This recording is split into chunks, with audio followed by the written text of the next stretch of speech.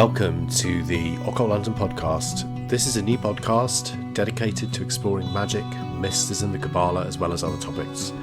If you're enjoying what you're hearing, please take a moment to leave us a review and a rating on iTunes or wherever you tune in. It really helps more folks find us and helps us to continue to get this message out there. Also, don't forget to check out our website, occultlondon.co.uk, to subscribe. And if you're feeling extra supportive, consider backing us on Patreon, or you can also find us on Buy Me a Coffee. Every little bit goes a long way in keeping this show alive. Also, once again, a massive thanks to all of our Patreon members and supporters this year. Your support means an awful lot, and we could not do this without you. So thank you very much. Now let's dive into today's episode.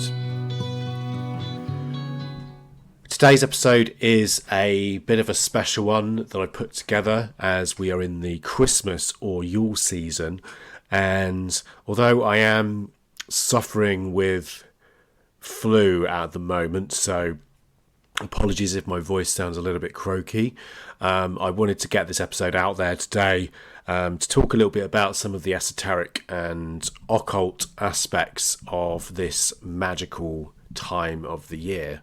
So I hope you enjoy it. The festival of Christmas or Yule can be thought of as, it's really a highlight of the winter season, and it holds massive importance and significance to millions of people globally. And there's also many different cultural, mythical and esoteric elements within its history and its traditions and symbolism. Historically, Yule has been a time of feasting and merriment for many generations, with many ancient customs still existing in our modern celebrations. And these traditions include, obviously, bringing in the Christmas tree into the home, pine, holly, hanging up mistletoe, decorating a Christmas tree, carol singing, baking special cakes and cookies, and preparing the Yule log. And many of these traditions trace back to pagan roots.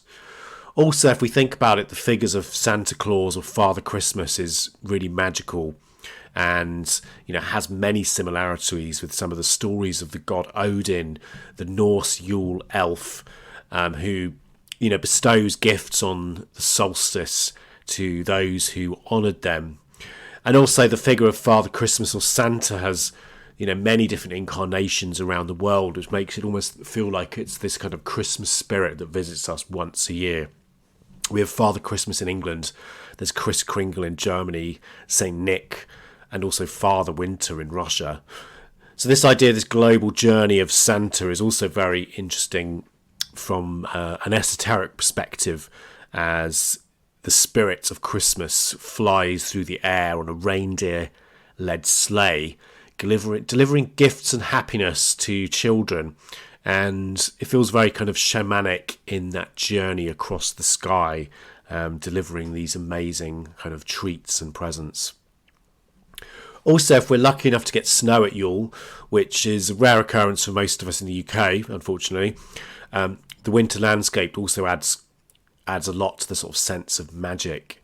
The softly falling snowflakes, that really crisp air, and the tranquil silence of a winter's night all contribute to this magical atmosphere of Christmas or Yule. Getting together with a feast, bringing our friends and family together, giving gifts out, putting up lights and hanging wreaths. These are all symbols of this magical time, and also remind us of this rich history of tradition and our ancestors and the mythology that surrounds these winter celebrations. December is a unique month, not just for Christmas and Yule, but also for other celebrations and festivals. So, for example, you have the festival of Hanukkah around the kind of November, December time. There's also Kwanzaa in Africa and Bodhi Day in the Buddhist tradition. And a lot of these festivals, although they're very different in terms of their cultural kind of symbolism and meaning, often do have this focus on this theme of illuminating the darkness with light. So in Hanukkah we have the 8-day candle lighting ceremony that commemorates this idea of the miracle of the enduring light. Kwanzaa in Africa is lighting of the Kinara, and Bodhi Day in Buddhism celebrates the Buddha's enlightenment, which is this idea of this kind of inner light rather than an external kind of candle or fire. A spiritual awakening symbolised by the lighting of candles. And also have Yule in the Western tradition. The term Yule traces back to the old Norse word Yol, or wheel, which denotes a midwinter festival that was integral to pre-Christian Germanic peoples. And this festival, extending over several days, would have been a period of feasting, sacrifice and celebration, deeply connected to the natural world and its cycles, seasons, and also the darkest time of the year as well. The word Christmas comes from the Old English Christus Messe, which means Christ's Mass. And it's a celebration of the birth of Jesus Christ, obviously, which is a figure central to Christianity. And however, the timing of Christmas and many of its customs have their roots in pre-Christian traditions. So the choice of December the 25th, for example, aligns very closely with Roman and pagan festivals like Saturnalia and the birth of the sun god Sol Invictus, as well as Mithras in the Persian traditions. So there's lots of crossovers there, and obviously some scholars have suggested this is kind of an early effort by the Christian Church to adapt and absorb existing celebrations into its religious framework. But December's also an important month from a timing perspective in many ancient calendars, and was seen as really a turning point of the year. So cultures across the world observed the winter solstice, which is the shortest day and the longest night of the year, with various rituals and celebrations.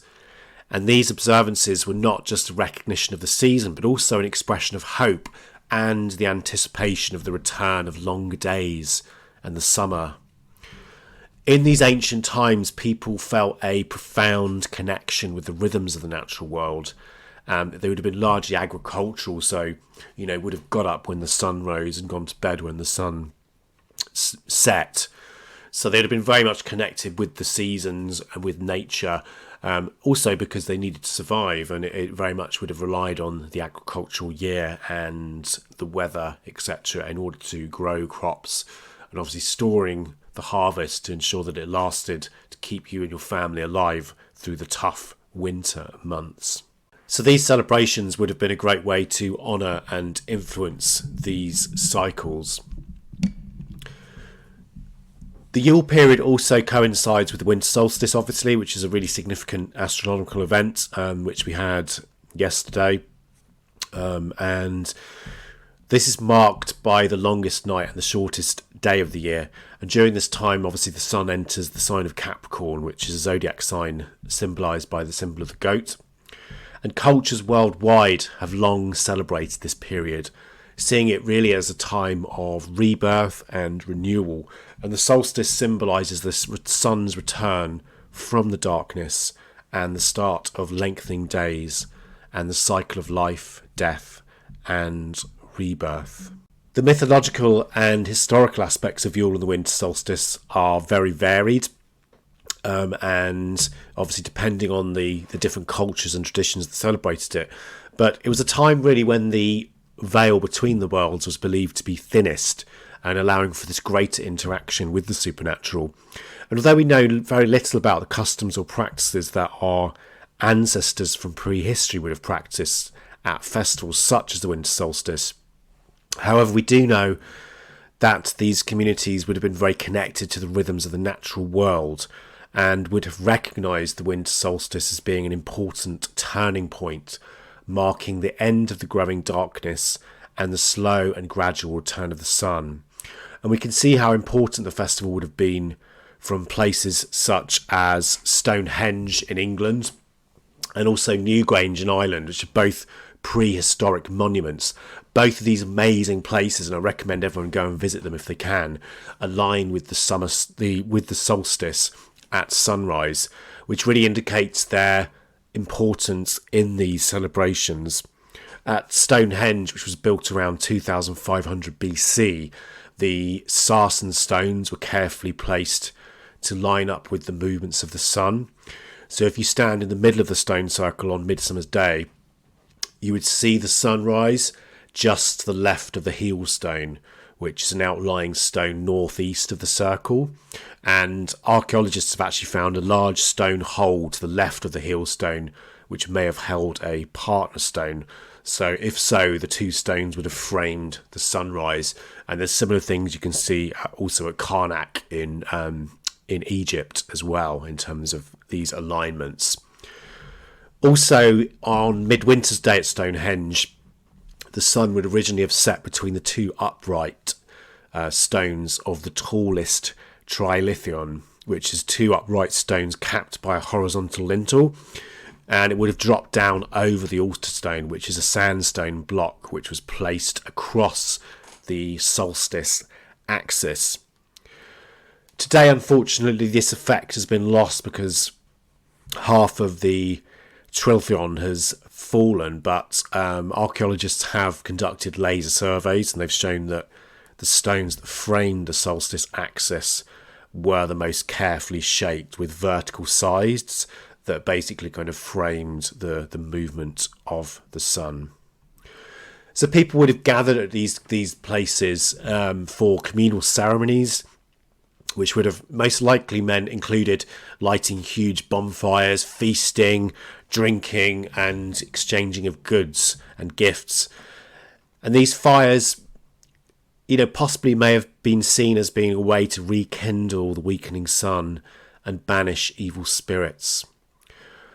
Also, the solstice was a time for introspection and storytelling, so the communities would all come together around the fire during the longest nights and share tales and prepare for the coming spring. Also, if we go to ancient Egypt, the winter solstice was extremely important, not just as a celestial event, but also a very spiritual one, deeply entwined with the mythological and cosmos that they believed in. And the time of the winter solstice was believed to be the time of the rebirth of the sun god Horus, son of Isis and Osiris, symbolising renewal and the triumph of light over darkness. I imagine most of the listeners are aware of who Horus is. However, for those of you who don't, he is the hawk-headed son of Isis and Osiris, who is born to Isis using magic with the sun god Ra after her husband Osiris is murdered by his brother Set. And the process of Horus's birth is really beautifully described in the coffin texts, which describe this birth and flight of Horus as the falcon god, and also has various different references to Osiris as well. And I wanted to quote from the coffin texts how this kind of comes about. Taking shape as a falcon, the lightning flash strikes. The gods are afraid. Isis wakes pregnant with the seed of her brother Osiris. She is uplifted. The widow and her heart is glad with the seed of her brother Osiris. She says, O you gods, I am Isis, the sister of Osiris, who wept for the father of the gods. Osiris, who judged the slaughterings of the two lands, his seed is within my womb. I have moulded the shape of the gods within the egg, as my son, who is at the head of the Ennead. What he shall rule is this land, the heritage of his grandfather Geb. What he shall say is concerning his father. What he shall kill is Set, the enemy of his father Osiris. Come, you gods, protect him within my womb, for he is known in your hearts. He is your lord. this god who is in his egg, blue-haired of form, lord of the gods, and great and beautiful are the veins of the two blue plumes. Oh, says Atum, guard your heart, O woman. Isis says, how do you know he is the god, lord, and heir of the Enneads, who made you within the egg? I am Isis, one more spirit-like and august than the gods. The god is within this womb of mine, and he is the seed of Osiris.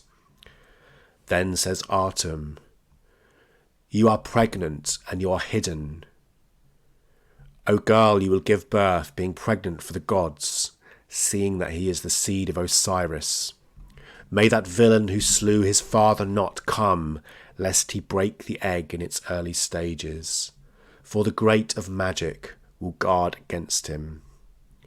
Thus says Isis, hear this, you gods, which Atum, lord of the mansion of the sacred images, has said. He has decreed for me protection for my son within my womb. He has knit together an entourage about him within this womb of mine. For he knows that he is the heir of Osiris, and a guard over the falcon, who is in this womb of mine, has been set by Atum, lord of the gods. Go up on earth, that I may give you praise. The retainers of your father Osiris will serve you. I will make your name for you. You have reached the horizon, having passed by the battlements of the mansion of him whose name is hidden. Strength has gone up within my flesh. Power has reached into my flesh. Power has reached. Who conveys the sunshine god, and he has prepared his own place, being seated at the head of the gods in the entourage of the releaser. Isis speaks to her son, who has now been born. O falcon, my son Horus, dwell in this land of your father Osiris, in this your name of falcon, who is on the battlements of the mansion of him whose name is hidden. I ask that you will always be in the suite of Ra, of the horizon, in the prow of the primeval bark, for ever and ever. Isis goes down to the releaser, who brings Horus, for Isis has asked that he may be the releaser as the leader of eternity. See Horus, you gods! I am Horus, the falcon, who is on the battlements of the mansion of him whose name is hidden. My flight aloft has reached the horizon. I have overpassed the gods of the sky. I have made my position more prominent than that of the primeval ones. The contender Set has not attained my first flight. My place is far from Set, the enemy of my father Osiris. I have used the roads of eternity to the dawn. I go up in my flight, and there is no god who can do what I have done. I am aggressive against the enemy of my father Osiris, he having been set under my sandals in this name of I am Horus, born of Isis, whose protection was made within the egg. The fiery blast of your mouth does not attack me, and what you may say against me does not reach me. I am Horus, more distant of place than men or gods. I am Horus, son of Isis. And that's a beautiful passage about the birth of Horus from the Egyptian coffin text, which was translated by R.O. Faulkner. And yeah, it's a beautiful bit of writing, so I definitely recommend looking into that. The ancient Egyptians celebrated this time with rituals and offerings over a 12-day period to reflect the 12 decisions in their zodiac sun calendar. And the ancient Egyptians would have also decorated their temples with lots of greenery as a symbol of the completed year, as well as celebrating the cyclical nature of life and the power of the sun. And the birth of the child Horus, or Harpocrates in Greek, is at the winter solstice, is documented by Plutarch as follows. And Plutarch writes, "Thus we shall attack the many boring people who find pleasure in associating the activities of these gods with the seasonal changes of the atmosphere or with the growth, sowing and planting of crops, and who say that Osiris is being buried when the corn is sown and hidden in the earth, and that he lives again and reappears when it begins to sprout. For this reason it is said that Isis, when she was aware of her being pregnant, put on a protective amulet on the 6th day of Phaeophi at the winter solstice, gave birth to Harpocrates, imperfect and prematurely born, amid plants that burgeoned and sprouted before their season. And they are said to celebrate the days of her confinement after the spring equinox. Also, Macrobius describes this as well when he writes, "At the winter solstice the sun would seem to be a little childlike, that which the Egyptians bring forth from a shine on the appointed day, since the day is then at its shortest, and the god is accordingly shown as a tiny infant." So the birth of the child Horus as Harpocrates is seen as quite significant, as this is the gentle and quiet childlike version of the mighty war god that Horus becomes when he grows into adulthood. So it's very relevant when we're thinking about the winter solstice and this idea of the first glimmers of the sun beginning to return at this point. This is also very similar to, obviously, the Christian element.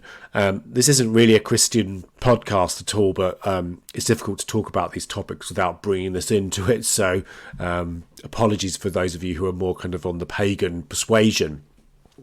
But the symbolism of the child Horus is quite similar to the symbolism of the baby Jesus, who's kind of nurtured and cared for by Mary, or in the case of the ancient Egyptians, the goddess Isis, as she actually kind of hides him in the marshes and the reeds until he can reach like the full extent of his power, because Set is searching Egypt to try and find the baby Horus and obviously kill him so that he does not come into his power, which is also very similar to the Bible stories with Jesus and Herod, for example.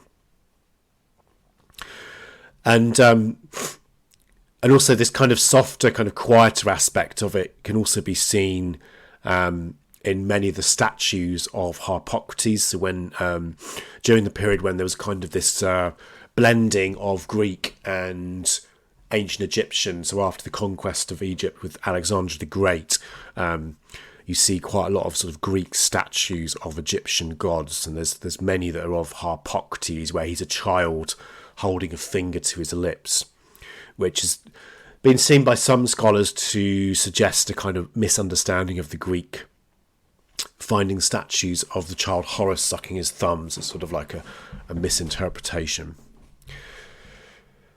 As well as the ancient Egyptians, though, the winter solstice was also important in other regions. So the Mesopotamians, with their deep understanding of astronomy, also marked this time of year with the festival of Zagmut.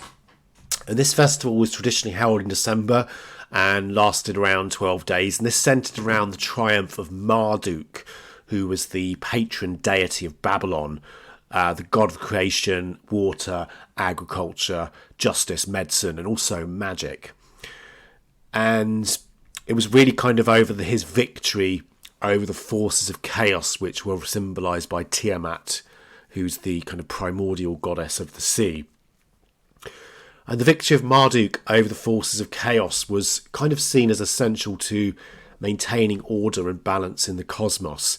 And the festival involved a series of different rituals and ceremonies that basically mirror the mythological battle between Marduk and Tiamat, lasting the same duration as the festival itself. One of the key elements of Zagmut was the reenactment of this cosmic battle in the real court, with the king playing the role of Marduk. And this would have been a deeply symbolic magical act believed to have a real effect on the cosmos. And in some variations of the festival, it was believed that Marduk would be slain by Tiamat on the winter solstice and then resurrected on the vernal equinox. marking the cyclical nature of life and renewal. We can see examples of this battle in the amazing text known as the Enuma Elish, or the Babylonian Epic of Creation. And this is an ancient Mesopotamian text that basically recounts the creation of the universe and the rise of the god Marduk. And the text begins with a description of the primordial world as follows. When on high the heaven had not been named, firm ground below had not been called by name, naught but primordial Apsu their begetter, Mumu Tiamat, she who bore them all, their waters commingling as a single body, no reed but had been matted, no marshland had appeared. And then it goes on to talk more about Marduk's rise to power and his battle with Tiamat, saying, O Lord of the gods, destiny of the great gods, if I, your avenger, conquer Tiamat and give you life, appoint an assembly, make my fate preeminent and proclaim it. In Upsikakunu, seat yourself joyfully together, with my word in place of you, will I decree fate. May whatsoever I do remain unaltered. May the word of my lips never be chanced, nor made of no avail. And that's a selection of sections from the Enuma Elish, which is the primary text that talks about this Marduk and Tiamat. But in terms of this festival at the winter solstice, the king played a pivotal role in this occasion, particularly during the ritual in the temple of Marduk. And there would be a really dramatic kind of display of humility and devotion where the high priest would ceremonially strip the king of his power and rank, and then reinstate him only after a display of submission and oath-taking to the god. And this act essentially symbolised the king's role as a servant of the divine and a guardian of the cosmic order, but also had a magical purpose to it. If we think about the forces of chaos as representing the past, but also the darkness of the winter, then the ritual defeat of those forces of chaos and then the recreation of the world as order would enable the king to ritually create the cosmos, which is very similar to the idea as we spoke about in the magical circle episode, where the magician, banishes the forces of chaos using banishing rituals such as, the lesser banishing ritual, the pentagram, and then they invoke the powers of order. So, for example, the archangels, it could be the god or the goddess, into that sacred sealed space. And by doing that, they are recreating the universe, and they are creating this special place that then enables them to bring about a certain amount of control to the future, harmony with the people, through this kind of magical cleansing of the old and then a rebirth of the new as well. And interestingly, this idea of the switching of roles is quite common with the winter solstice, and it shares several similarities with medieval European celebrations. So you've got like the 12 days of Christmas, 12th night, which also kind of featured this idea of kind of role reversal, costume parades and lighting of fires, etc. Also in ancient Persia, the winter solstice was celebrated with the festival of Yalda night. And this festival celebrated the birth of the god Mithras, who was a deity whose worship originated in the Persian Empire and later spread across the Roman Empire. And he is often associated with the sun and light, and his birth symbolises the triumph of light over darkness. And Mithras is normally depicted as a young man wearing a Phrygian cap, which is kind of like it looks a bit like the sort of French Revolution cap. And he's slaying a bull. And according to the myth, Mithras was born from a rock and his birth was witnessed by shepherds, which makes this story very symbolic and interesting, particularly in relation to the Christian story of the Christ child and the shepherds. There's a really interesting image of the birth of Mithras carved into the wall at Housesteads near Hadrian's Wall in the UK, where he is shown as emerging from an egg-shaped zodiac ring or a cosmic egg. We also have a really beautiful hymn known as the Avestan hymn in praise of Mithras that was translated by the eminent scholar Ilya Gershkovich, that goes as follows, and I quote: "Grassland magnate Mithra we worship, whose words are correct, who is challenging, has 1,000 ears, is well built, has 10,000 eyes, is tall, has a wide outlook, is strong, sleepless, waking, whom the warriors worship at the manes of their horses, requesting strength for their teams, health for themselves, much watchfulness against antagonists, ability to strike back at enemies, ability to rout lawless, hostile opponents. Mithras, who is the first supernatural god to approach across the Har, in front of the immortal swift-horsed god, who is the first to seize the beautiful gold-painted mountain-top.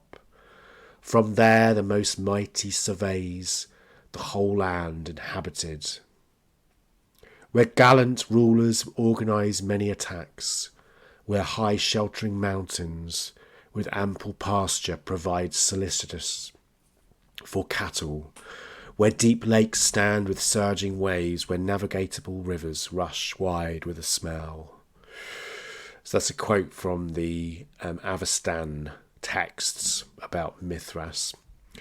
Mithras is interesting because he became very popular during the Roman world, particularly during the 1st to the 4th century AD, and was at the heart of a mystery religion known as Mithraism. And this cult, although it originated in Persia, moved right across Europe and into the Roman tradition as well. And they essentially revered Mithras as this god of the sun, truth, loyalty. And it also led to the creation of various different mystery schools that offered a path to initiation through vigorous initiation and rituals. And members predominantly from the military and administrative classes, but also even slaves as well, were allowed to join this particular mystery schools. They gathered in underground temples called Mithraeum, which would have been richly decorated with iconography depicting Mithras slaying a sacred bull. And a central myth of the religion symbolising life's renewal. And the initiates would essentially progress through 7 different grades, which each have different names associated, mainly some of them with animals. So there was one that was called the crow, I believe, but there's also some other ones as well. They would progress through these 7 grades, each symbolised by one of the celestial 7 bodies or 7 planets, and they'd be guarded by specific rites. So it's very interesting. We might do an episode on some of the those rites and practices of the Mithras schools as well. But if we move over to the ancient Greeks and Romans too, they also had their own solstice celebrations. So in ancient Greece, they had a feast called the Linnaea, which was held in Athens. This was celebrated in honour of the god Dionysus, who was the god of wine, fertility, and generally just having a good time and having a bit of a party. And it's one of the significant Dionysian festivals, along with another one called Dionysia. And this usually happened around this time in January. The festival had a really particular focus on the performance of drama and theatre, and it was especially known for its competitions in comedy and tragedy. And it was an important event for Athenian drama, serving as a venue for the performance of new plays by playwrights such as Euripides, Sophocles, and Aristophanes. And it was one of the kind of key events that has been credited by scholars with the development of Greek theatre. And obviously they would have had a really great time at this time.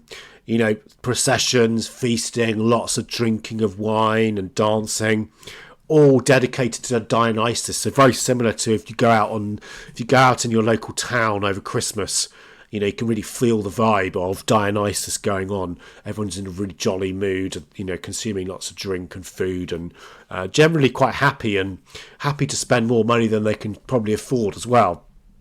So I think it was quite similar to that in ancient Greece. And it would have given them an opportunity to obviously honour the god Dionysus, indulge in that entertainment, and obviously enjoy the social and cultural aspects of Athenian life. We also, in the Roman tradition, we also have various different festivals that would have been around the winter equinox and Yule or Christmas. So we have Saturnalia, and also the Feast of Sol Invictus.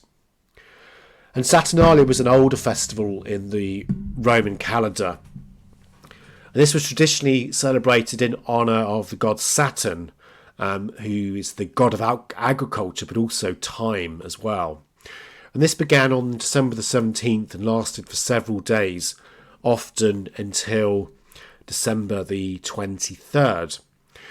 And it was known for its festive and liberating atmosphere, where social norms were relaxed and celebrations included feasting, role reversals, gift giving, and lighting of candles. And the role reversal element is quite interesting, as we're told that during this festival, slaves were granted temporary freedom and privileges, as was described by Macrobius, who was a historian of the time. He wrote, "During this holiday, slaves are given temporary freedom to say and do what they like." And also Seneca, in his epistles, wrote about the festivals, saying, "It is now the month of December, when the greatest part of the city is in a bustle. Loose reins are given to public dissipation. Everywhere you hear the sound of great preparations." Similar traditions of role reversal and this kind of inversion of different positions are also found around this time. So, for example, in medieval Europe, we had the Feast of Fools, which would see lower clergy temporarily assume the roles of their superiors, and creating a mockery of the serious and sombre aspects of religious life. You also see the practice in a lot of the old kind of manor houses and that would have existed in England back in the day, where they'd often have a practice where around Christmas or on Boxing Day, the servants would actually all sit down, and then the masters of the house would serve them and kind of act as servants for that day. So some of these traditions carried on, and it's interesting to see, you know, how they originated in you know, really ancient times of Greece and Greek and Roman traditions. The other Roman festival that's around this time is the Festival of Sol Invictus, which was dedicated to the unconquered sun, and this was celebrated on December the 25th and marked the sun's rebirth after the winter solstice and symbolised the victory of light over darkness. And this festival, instituted by the Emperor Aurelian in 274 AD, honoured Sol Invictus, the unconquered sun, and it was closely associated with earlier solar cults and gods like Sol Indiges and Mithras, who we spoke about before in terms of the Persian element. And this marks the sun's birth and the gradual lengthening of days following the winter solstice, embodying hope and the promise of warmer days.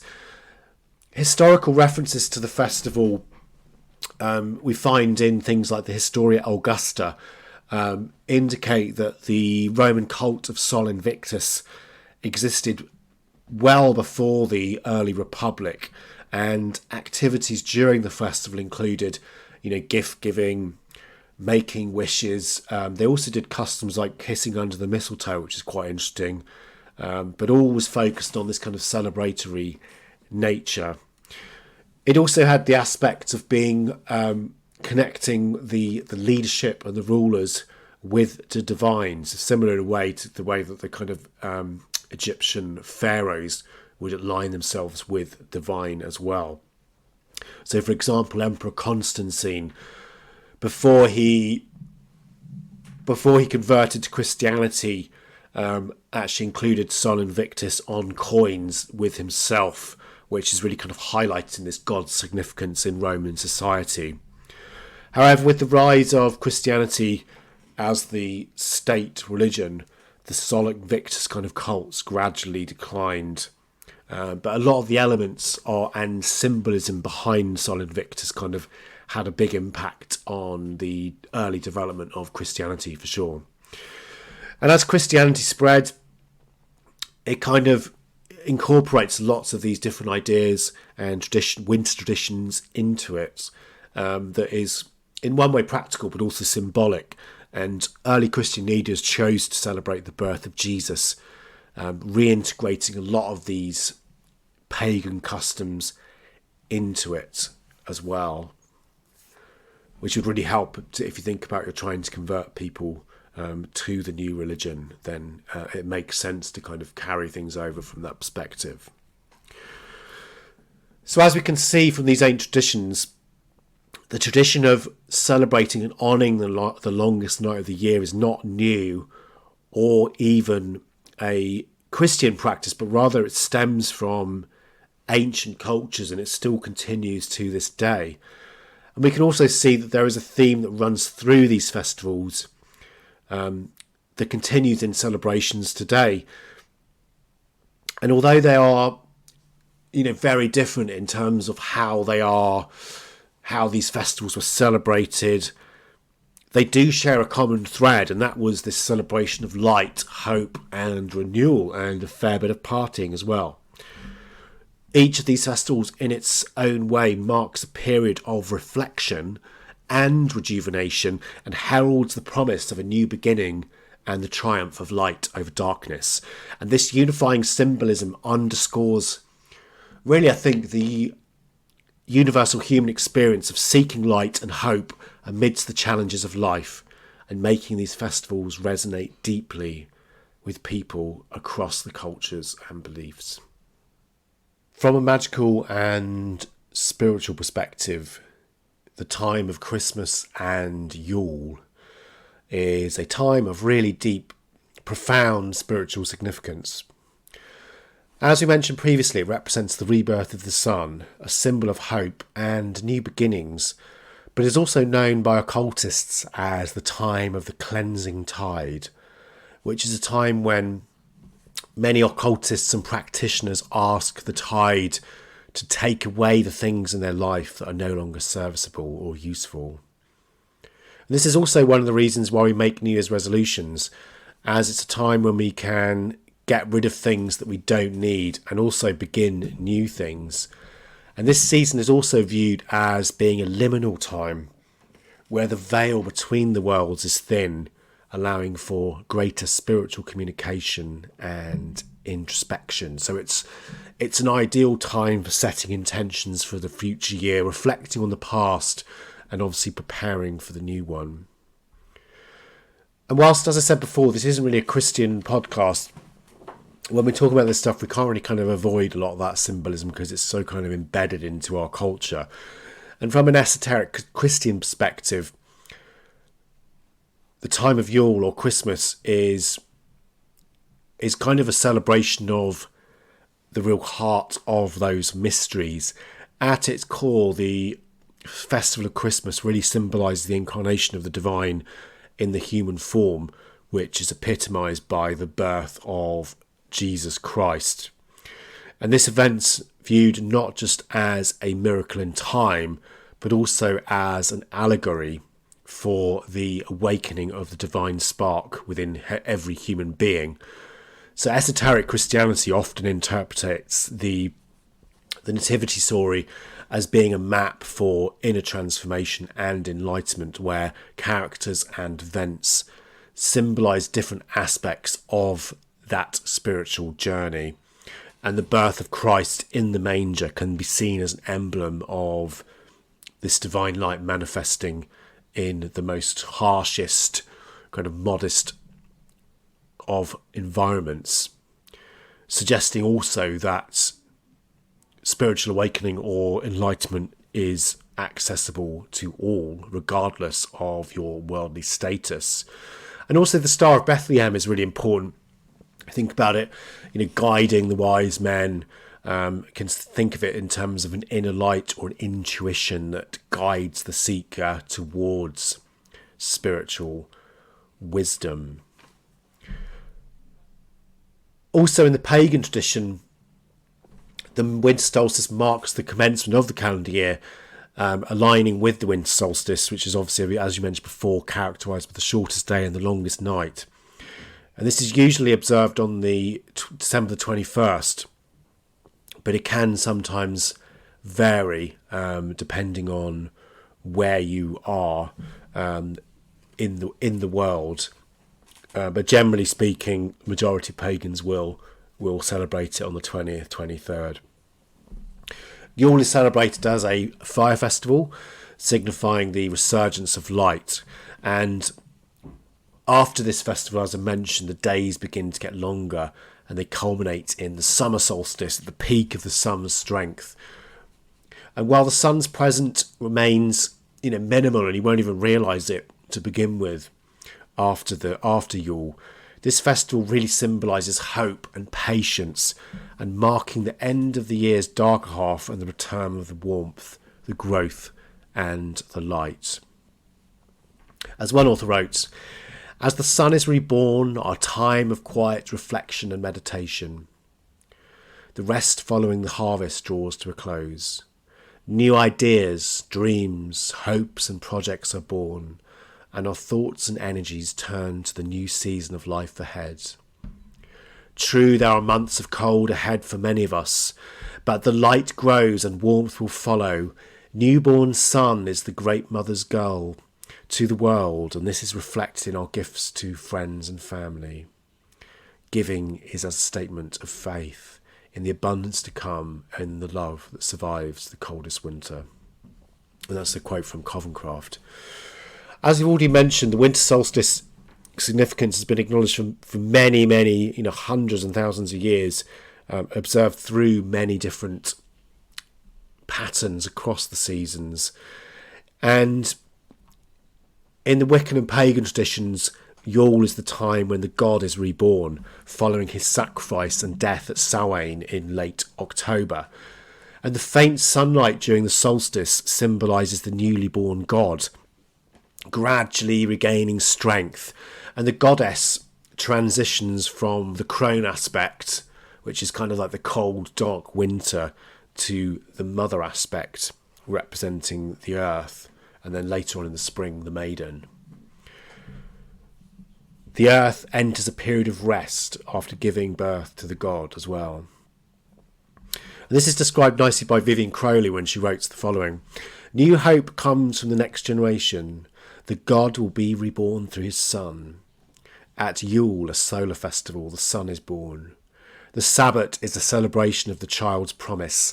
At this festival, the old god must come to terms with the implications of parenthood. For each new birth brings us a little nearer to death. At embark or Candlemas, the people plead for the return of the goddess from the underworld to renew the earth." So Yule is a time of celebration, celebrating life's renewal, and unlike some of the other Sabbats, it's often more subdued, often an indoor celebration, just because it's freezing outside and people don't always want to be out there in the bitter rain and cold. So often people will celebrate this indoors and give thanks to the year that's gone by. And typically, in a lot of neo-pagan practices, people will adorn their altars with evergreens, like yew, cedar, pine, spruce, holly and other winter plants as well. And often a lot of focus would be on candles and sort of bringing light into the darkness. Yule is also associated with various deities symbolising the rebirth of the sun. And this period honours an array of infant sun gods, each embodying the return of light and life. So among these are Horus and Apollo, representing renewal and enlightenment in their respective mythologies. We also have Baal, Baldur and Shamash as well. The horned god is also celebrated as the winter king, as being representative of nature's cyclical transformation. And some Dianic traditions also shift more towards the feminine. So you get the birth of sun goddesses like Lucia being commemorated, or Ariana or Amaterasu, and Bast kind of symbolising the sun's warmth. Another goddess that's very important to this festival is one that we spoke about when we were talking about the northern quarter of the magical circle, and this is the Cailleach, who is a figure from Celtic mythology that's often associated with winter and the kind of darker aspects of nature. And in many Celtic traditions, the Cailleach is seen as the embodiment of winter. She's often depicted as an old woman who ushers in the cold, harsh weather and the death or dormancy of nature. And this corresponds to the Yule period, which marks the shortest day and obviously the longest night of the year. And her presence during Yule kind of symbolises this peak of her power, where her influence is most strongly felt before it hands over with the rebirth of the sun. The Cailleach's quite a kind of scary figure to think about, but she's not just a symbol of death and darkness. She also represents the cycle of life, death and rebirth. And as we mentioned before, Yule is a celebration of the return of the light. So as the days grow longer following the solstice, this aspect of the Cailleach reflects the understanding that after winter, spring will come. And it's a reminder that even in the darkest times, there's hope and there's potential for renewal and growth in our lives. Also, the Cailleach is sometimes viewed as a guardian of the steward of the land, and her role during the winter months can be seen as a necessary period of rest and rejuvenation for the earth. And in this sense, Yule is not only a celebration of the return of the light, but also an acknowledgement of the importance of the dark, of rest, and the Cailleach's role in that is very important in terms of this natural balance. Two other figures that are really important to the season of Yule from a pagan perspective are the Oak King and the Holly King. And these twin aspects, often portrayed as battling for supremacy, represent the waxing and waning of the seasons. The Holly King rules from midsummer to Yule. It really symbolises the waning year, and I wrote a poem about this one actually a couple of years ago, which I wanted to kind of read for you, and it goes as follows. I am the king of the winter and the lord of the waning year. I am the regent of the dying sun when the dark nights grow longer and the golden light of the spring seems far away. I am the lord of the ashes from which the beautiful phoenix rises. For all things must pass and be reborn once more. I am the wren, the father of the sun child, but also the aches of pains of age that must follow youth. As the summer in the south is the time for growth and expansion, my time is of sleep, rest, and deep reflection on the knowledge one has gained during life. All of existence is cyclical, the great wheel of birth, life, and rebirth. And that's a poem I wrote about the Holly King. The other figure that's important to this exchange is the Oak King, who reigns from Yule to midsummer.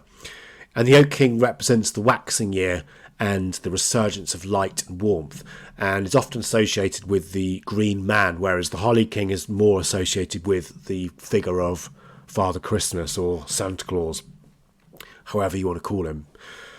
And the green man is an interesting element associated with the Christmas season, as it's kind of representative of the vitality of vegetation and the enduring spirit of nature, despite the cold and the harsh weather. And the Oak King really kind of defeats the Holly King at this period and then kind of takes over, and you begin to see, obviously, it's starting to go through the seasons from spring into summer. And I also wrote a poem about the Oak King, which I wanted to quickly read as well, which I thought might be relevant. I am the Oak King of the spring and the summer. I am the spirit of the forest, the king in green. I am the horned one that causes the sap to rise in the trees. Gwyn ap Nut, Hern the hunter, and Pan. I am the lust of new lovers and the light that glows in companionship at the end of life. I am the Robin Redbreast of Christmas, and the Green Knight who did battle with Gawain. I am the rebirth of nature, the creative matrix that ensures the green shoots of the imagination are reborn and grow once more from out of their sleep in the cold embrace of the goddess that sleeps. Hearken, the solstice is nearly upon us, and the sun grows near. These two mighty beings represent the coldness of winter and the waning year, and then the warmth of summer and the waxing year, and also known as the old god and the young god. And these two mighty forces are traditionally said to engage in this endless battle, which kind of represents this seasonal cycle of the year. Solar light and dark, but also the idea of crop renewal and growth. At midsummer, the Oak King is at the height of his strength, and then the Holly King begins to regain his strength at the autumn equinox, and then the Holly King's strength at midwinter, at which point the Oak King is reborn and begins to grow, and so it begins. And so sort of the cycle continues. The Oak King is also the consort of the Mother Goddess and must sacrifice himself at the height of his power and virility to ensure that the fertility of the land is strong. So this internal battle of the powers of light and dark is really important from a magical perspective, because it's through these ancient symbols we can begin to try and understand ourselves a little better, and also bring our own shadows into focus. So like the interplay between the Holly King and the Oak King, as magicians, we must learn to walk the middle path between light and dark, because all things are one in the eyes of the divine creator. The battle between light and dark is an eternal one that is never ending, for this is part of the great cycle of manifestation and the divine creative process that brings all things into being. So the Oak King and the Holly King are mortal enemies at Yule and Midsummer, but both are two sides of the same thing, and neither can exist without the other. So we can kind of think about that as well from the point of view of our light side and our dark side. They're both part of us, both as important. Everything is a cycle, everything is moving all the time. We'll now move on to discussing the Kabbalistic symbolism of the festival of Christmas and Yule. And whilst with regards to Kabbalah, there's no direct links between it and Christmas. However, given the themes of renewal and rebirth and this idea of the light in the darkness, we can discuss several different Kabbalistic concepts in relation to this festival. In one way, the Festival of the Light can be linked with Keter on the Tree of Life, with Keter positioned at the top of the tree, symbolising the purest form of divine consciousness, a state of unity and the beginning of all things, the birth of light from the unmanifest of the Ein Sof hour. Keter in the Kabbalistic tradition represents the highest Sephirah on the Tree of Life. It signifies pure consciousness, non-duality, and is sometimes depicted through various symbols like a sparkling diamond or a white swan or a white dove as well. And this aspect of Keter as a point of unity and origin, where everything that was, is, and will be passes through, can also be linked to the renewal themes we associate with Yule and Christmas. Also, just as Yule and Christmas with their themes of light and rebirth can be interpreted as metaphors for spiritual awakening and the triumph of consciousness over the darkness of ignorance. The festivals of Yule and Christmas offer a chance for inner growth, which mirrors Keter's embodiment of the highest spiritual potential and the source of enlightenment. The lighting of candles and the warmth of gatherings during these times reflect the emanation of divine light from Keter, guiding the individual's journey towards spiritual realization, and also providing us with light throughout the year ahead. As Charles Dickens wrote, "I will honour Christmas in my heart and try to keep it all the year." In the same way as magicians, we should aim to keep Keter, or the highest aspect of ourselves, within our hearts throughout the year as a constant guiding light or a star that leads us across the dark desert towards self-realization. The idea of Christmas being linked with Keter is also something that John Michael Greer writes about on his blog when he says the following: "Keter is the summit of the tree of life and the source of all light. It is the single star that shines across the abyss, just as the newborn sun brings the year's longest night to an end. In the Golden Dawn tradition, which maps out the tree of life on the sphere of the heavens, Keter's place is at the north celestial pole, guided by the prowling Great Bear. Its astrological correspondence has been debated amongst Kabbalists, with some suggesting Pluto, others the Milky Way, and still others relying on the ancient concept of the primum mobile, the outermost sphere that moves all the heavens. All these cases share the concept of Keter as the highest and outermost realm of manifestation. Equally, the Golden Dawn grade of initiation corresponding to Keter is that of ipsissimus, most one's self." The idea of the virgin birth in the Christian story, and also to a certain extent in the story of Isis and Osiris, can also be considered from a Kabbalistic point of view as being the union of the divine masculine Chokhmah and the divine feminine Bina. Through the relationship and love of these two aspects of the divine, the universe is created as the son of the divine that corresponds with the sixth sephirah on the tree of life, which is Tiferet. And this idea can be clearly seen in the formula of the Tetragrammaton when we consider the following.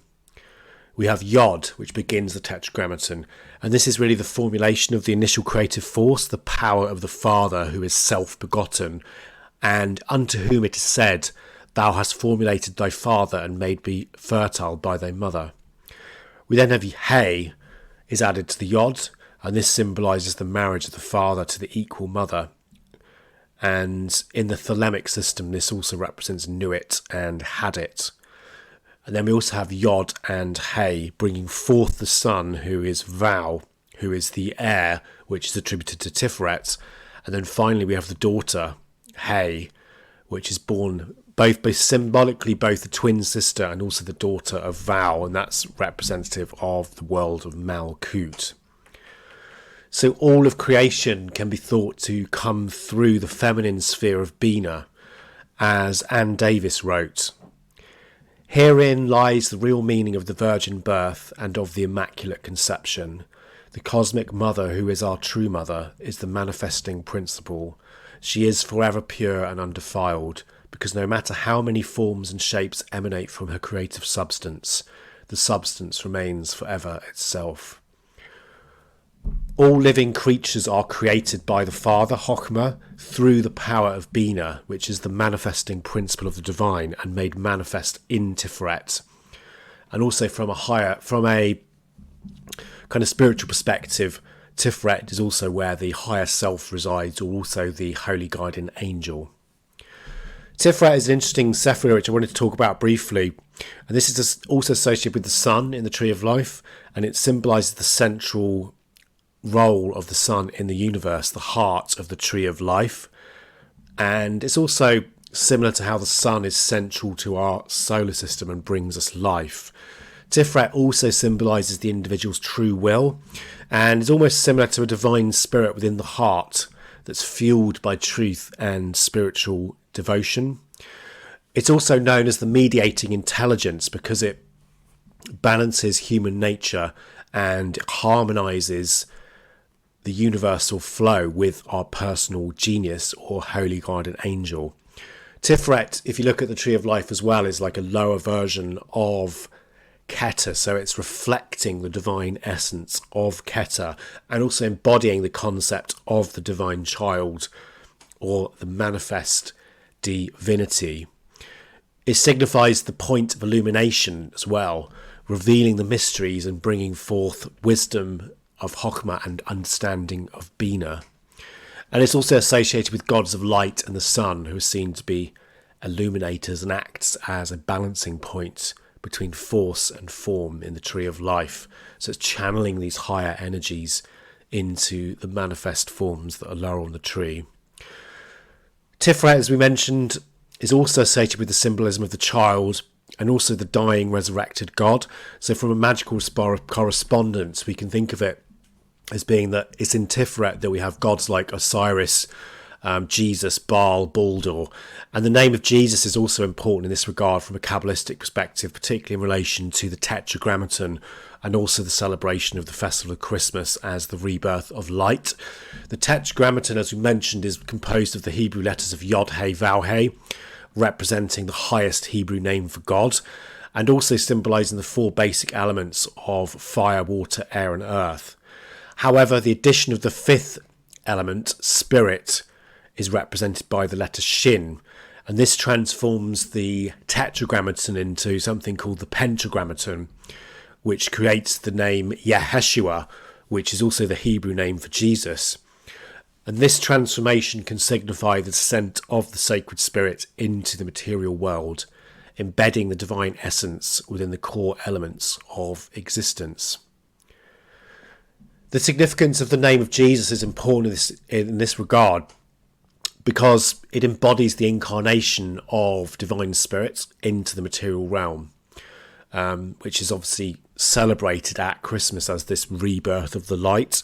And the event symbolises not just the physical birth, but also this infusion of divine illumination into the material world. It also reflects the integration of the spirit, the letter Shin, with the material elements of Yod, He, Vav, He, which illustrates the holistic nature of the universe where the spiritual and the material are linked together. So the name Jesus or Yeshua serves as a powerful symbol in esoteric traditions, encapsulating this union of the divine with the earthly and the illumination of the spiritual realms with the physical realms. And this is described well by David Rankin in his excellent book Climbing the Tree of Life as follows. This magical formula is that of divine manifestation. On the one hand, it is the name of Jesus as God incarnate. However, it is also the unpronounceable name of Tetragrammaton, which can be seen as representing the four elements with the letter Shin corresponding to spirit in the centre. So it is the formula of elements in perfect balance, manifesting spirit by their harmony.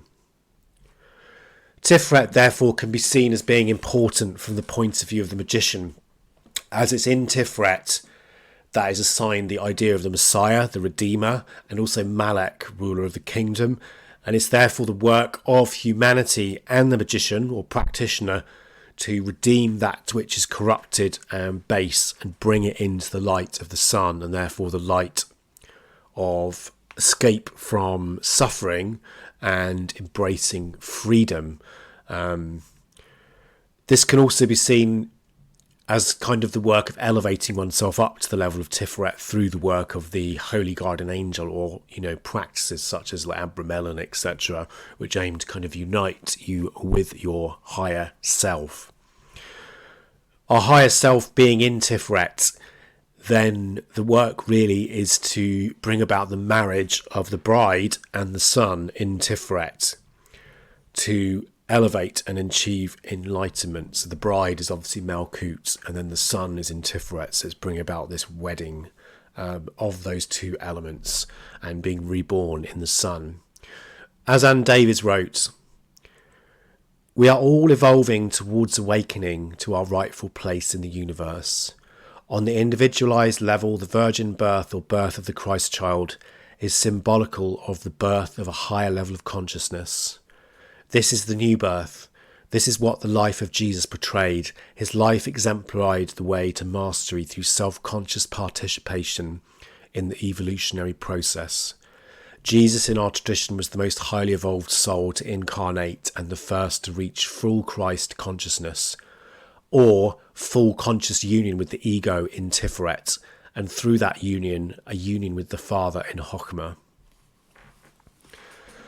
Another aspect of Kabbalistic thought that is also relevant to the idea of the light emerging from the darkness and the idea of elevating the lower aspects into the light is the concept of tikkun olam, or the divine sparks. And this idea originates in the 16th century with the famous Kabbalist Rabbi Isaac Luria, who introduced the mystical concept that when God attempted to create the world, the divine light was too intense for the vessels that were meant to contain it, that caused them to shatter. And this event scattered divine sparks throughout the material world. And the task of humanity, according to Luria, is to free these sparks and elevate them back to divinity, thus repairing the world on a cosmic scale. Luria is said to have written the following: "And when enough holy sparks have been gathered, the broken vessels will be restored, and Tikkun Olam, the repair of the world awaited for so long, will finally be complete. Therefore it should be the aim of everyone to raise these sparks from wherever they are imprisoned, and to elevate them to holiness by the power of their soul."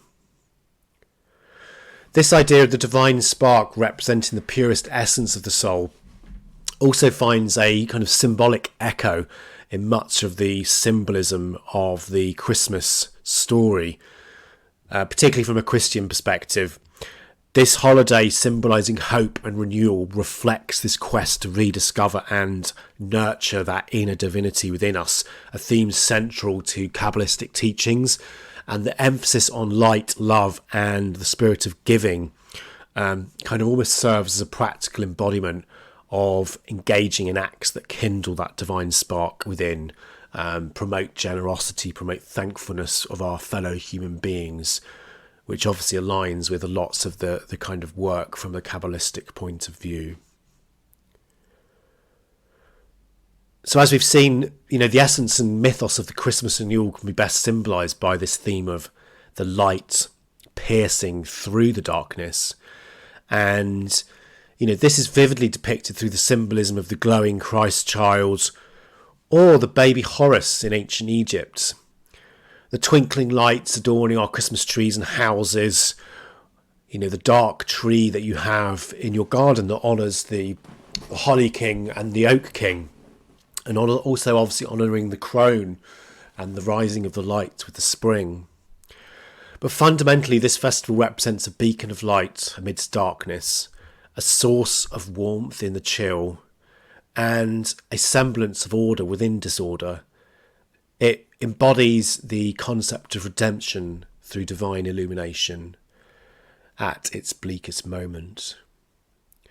And regardless of whether we are Christian or pagan or any other tradition, I think through aligning ourselves with the highest aspect of ourselves, our highest light at Christmas or Yule, we can also hope that in the new year we can experience the same birth of light, the same birth of the child with light within us, the Horus child or the Christ, or all of these different things. Christmas and Yule can be seen almost as an opportunity to cast away that which is no longer needed and bring about a birth of a new day, a new year in which the divine can manifest in our lives more fully as initiates of the light. And the idea of initiation is interesting from this perspective because as a newly initiated neophyte in many magical orders, there was a name that was used to describe them, and that was as a newborn babe. But this term is not referring to the physical body of the person, but rather to their immortal side, the divine nature which is born into a higher level of consciousness. Through the process of magical and spiritual work that may lead to initiations, and the great work, our higher self receives power. That spark within us begins to glow brighter and brighter, and begins to awaken and begins to transform ourselves and the world around us. As Jung wrote, the initiate takes part in a sacred rite which reveals to him the perpetual continuation of life through transformation and renewal. In these mystery dramas, the transcendence of life is usually represented by the fateful transformations, death and rebirth of a god or a godlike hero. The initiate who ritually enacts the slaying, dismemberment and scattering of Osiris and afterwards his resurrection in the green wheat, experiences in this way the permanence and continuity of life which outlasts all changes of form and phoenix-like continually rises anew from its own ashes. That's all we've got time for today. I hope you've enjoyed this extra long Christmas Yule episode. Apologies, I do have a bad cold at the moment, so if my voice sounds a bit croaky, I ask for your forgiveness. We will have loads more episodes coming up in the new year, so please keep listening if you find it interesting. Also, once again, a massive thanks to all of our supporters this year. Your support means an awful lot, and we could not do this without you. I wanted to finish the episode with a Christmassy poem by Susan Cooper called The Shortest Day. And so the shortest day came and the year died, and everywhere down the centuries of the snow-white world came people singing, dancing, to drive the dark away. They lighted candles in the winter trees. They hung their homes with evergreen. They burnt beseeching fires all night to keep the year alive. And when the New Year's sunshine blazed awake, they shouted, revelling. Through all the frosty ages you can hear them, echoing behind us, listen. All the long echoes sing the same delight this shortest day. As promise wakens in sleeping land, they carol, feast, give thanks, and dearly love their friends, and hope for peace.